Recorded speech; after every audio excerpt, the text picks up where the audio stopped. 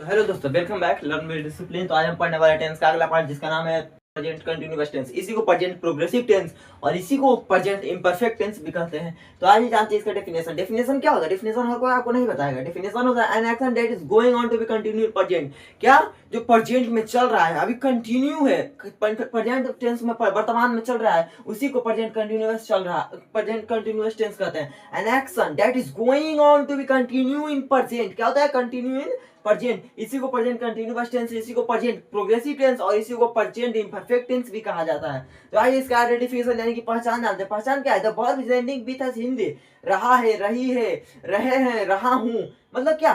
जिस क्रिया के अंत में, जिस हिंदी क्रिया के अंत में, जिस हिंदी क्रिया के अंत में रहा है, रही है, रहे हैं, रहा हूं होता है, उसी को प्रेजेंट कंटिन्यूअस टेंस कहा जाता है। क्या कहा जाता है? प्रेजेंट कंटिन्यूअस टेंस कहा जाता है। तो आइए आगे इसका स्ट्रक्चर और इसी का एग्जांपल देखते हैं।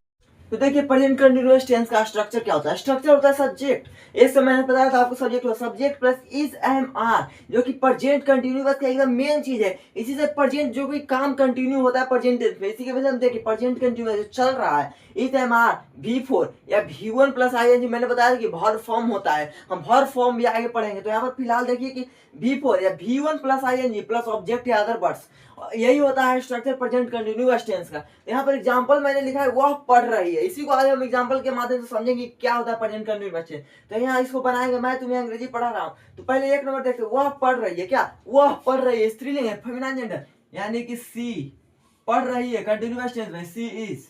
रीड पढ़ रही है, क्या होगा? रीडिंग। यहाँ पर होगा वह पढ़ रहे का सी इज रीडिंग। और मैं तुम्हें अंग्रेजी पढ़ा रहा हूँ, I am teaching you English. क्या होगा? आई एम पढ़ा रहा हूँ, टीचिंग, टीच का टीचिंग वी फोर या V one plus I N, teach का टीचिंग होगा या वी फोर टीचिंग होगा। तो यहाँ पर मैं तुम्हें अंग्रेजी पढ़ा तो I am teaching you English. क्या होगा? I am teaching you English.